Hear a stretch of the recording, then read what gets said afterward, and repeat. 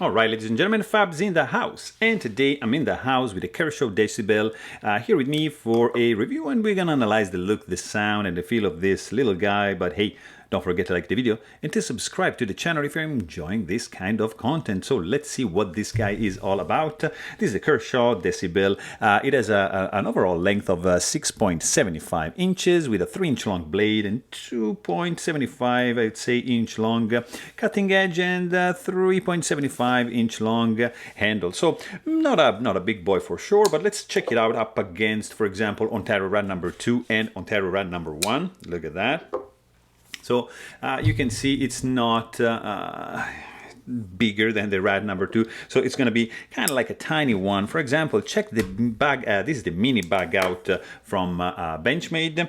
Very comparable in size, actually just a tiny bit smaller than the Decibel. This is the bag out, regular size from Benchmade, and it's just a little bit bigger than the Decibel. So you already know that this is not going to be a huge boy, because look at that, Spyderco Para 3, it's bigger than that, and you guessed it right, yes, Spyderco Paramilitary 2 is going to kind of like dwarf this guy, super slender and slim compared to that. But let's just check Chris Reeve knives, small Sebenza 21, sorry, and large Sebenza 21, also by Chris Reeve knives, and you're gonna see that this guy is just a tiny bit smaller than the small Sebenza 21.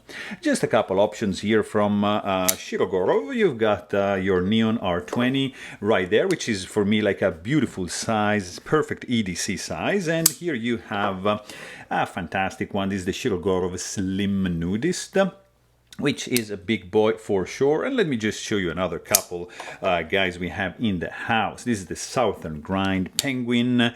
Here you have your Rotten Design Custom Knife Factory Evo 2.0. Let me just show you another couple of these Custom Knife Factory. We've got around the Snafu 2.0 designed by Peter Rassenti, and of course Fifth Design, Philippe Georget front flipper goodness from also Custom Knife Factory right over here. What else I can show you? Just another couple and then we are done, I promise. This is the Hinder Knives XM18, and why not? Crooked River Benchmade, big boy. So you can see already that this is not a big one. It's pretty compact. It's a stainless steel frame lock. This is not titanium. It's made in China. It's going to be relatively inexpensive at $35–40, something in that ballpark. It's Chinese made, but it doesn't mean that it's that bad. I mean, this is not so bad for the price, especially you're getting nitride coated, carbo nitride coated stainless steel frame lock with HCR13 MOV blade. You've got a very futuristic design, especially for the handle. Would you look at that? Nice chamfers. It's rounded off beautifully, and you have an indentation here in in both of the scales. Show side and lock side. It has a nice finish. This coating should improve resistance to scratches, so it should increase the durability of the overall handle. So that's a very good thing. You've got a nice cutout where you can see through, and you can see Kershaw, and you can see the blade also when it's in the closed position. You have there's no internal skeletonization, so that might reflect a little bit in the weight we're going to see later on. Also, there's not much internal chamfering. You've got one finger groove going on over here, which is exposing the jimping present on the lock bar. So it's going to be easy to disengage and to access for the disengagement. So that's a good design. You have a nice back spacer with some jimping, which is going to add some traction and some grip, which is anodized and matching the oversized pivot collars on both sides. So that's also a nice design touch. You don't see many pivot collar anodization going on in a $30 range knives for sure. There is no option for you if you'd like to use a lanyard, because there's no lanyard hole. You've got a centered blade, and the tip is pretty pretty safely recessed down into the handle, so no risk to get your finger snagged right over here. The overall look when closed is pretty compact and sleek, I have to say. It's nice, it's decent. If you are into more futuristic looking knives, this might be for you, and especially if you're on a budget, this is like a $30, $35 knife. You can easily find it on the secondary for even cheaper probably. So this is not a flipper, of course. You've got dual thumb studs going on, so the deployment is going to be just like this, all right? And there's not much action here. I mean, personally, either Spidey flick or thumb flick because of the Teflon washers going on, so not bearings, so not much for the action going on over here. But it's nice. I mean, it has. I don't want to see like a Sebenza feel, but that's the idea. So it's smooth overall. I can flick open, for example, a Sebenza like that, just like this. Maybe a little bit stronger like that, because this is another level. But this one, it's not on the same level, and I can't just do like the same, I can't replicate the same kind of action. You've got simple construction, like 2 handle screws with a T6 Torx bit, and just one screw right over here for the pivot, which is flush, not protruding. Pretty straightforward disassembly in maintenance for this guy. You have also no stainless steel lock face insert, because already the frame is stainless, so there's no need for that. You have a very, very interesting geometry going on, so that's fine, and there's no lock stick for sure. You've got the tip up carry only pocket clip, which is reversible, so very, very good thing for lefty. They're going to be able to just swap the clip on this side, but of course the frame lock is just on one side, it's on the left side, so just keep that in mind. You have this interesting reverse tanto blade going on with some jimping over here. You have HCR13 MOV steel going on, nothing, no branding, no billboarding on the show side, which is something really cool.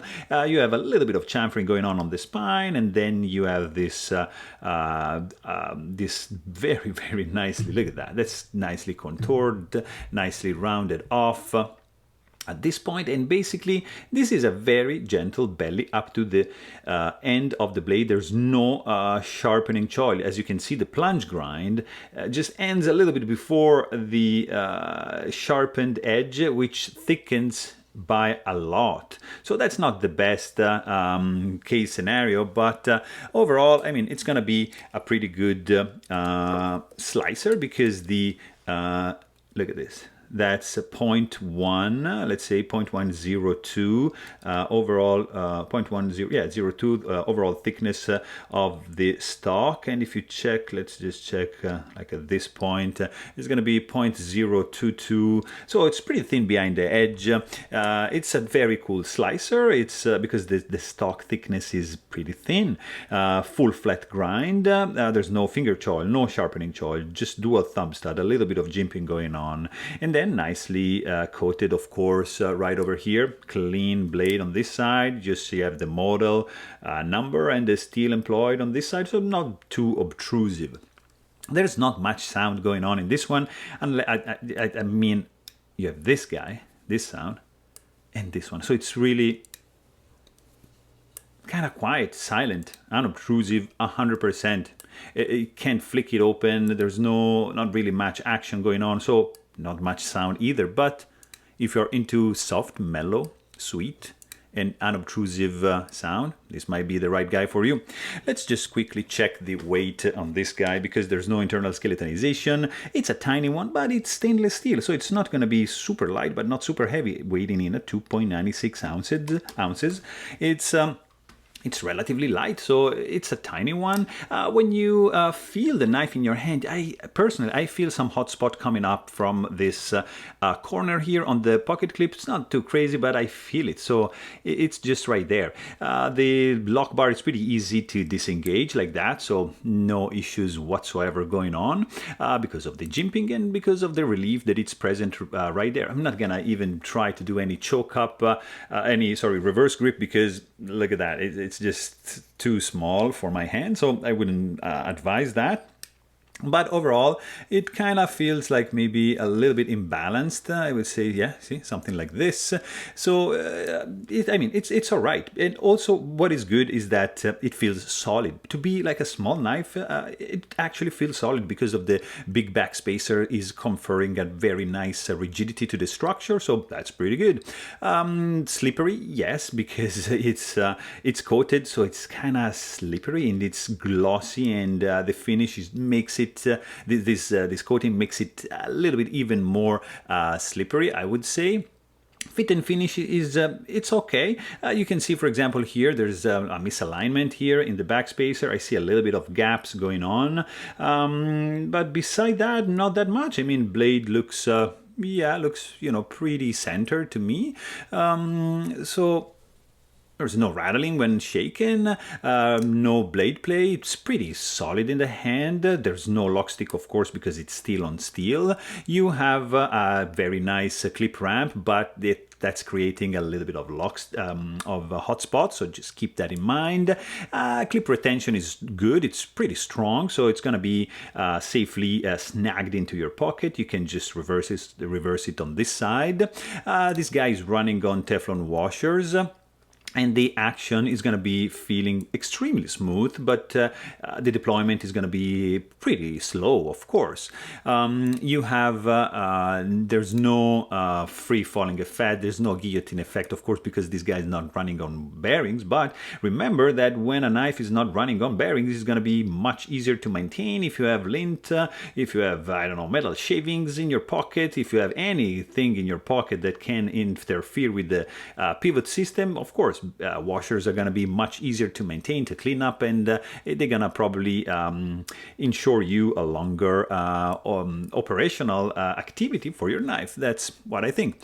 Also, you have there's not much detent suction going on over here, no magnetic effect because detent suction, yeah, just a little bit, but it's still there. So, I mean, overall, this is an interesting knife. If you're on a budget, I can recommend you this guy because I really appreciate the reverse tanto blade going on. A futuristic look, it's cool if you are into that kind of thing. I'm not like a fan of holes in the handle, but in this case, I think it makes sense. There's not much action going on. Ergos can be improved a little bit, and the sound is just not there because there's not much action producing any remarkable sound. So there you have it. Hope you guys enjoyed this video. Please don't forget to subscribe. And thanks for watching. Stay tuned.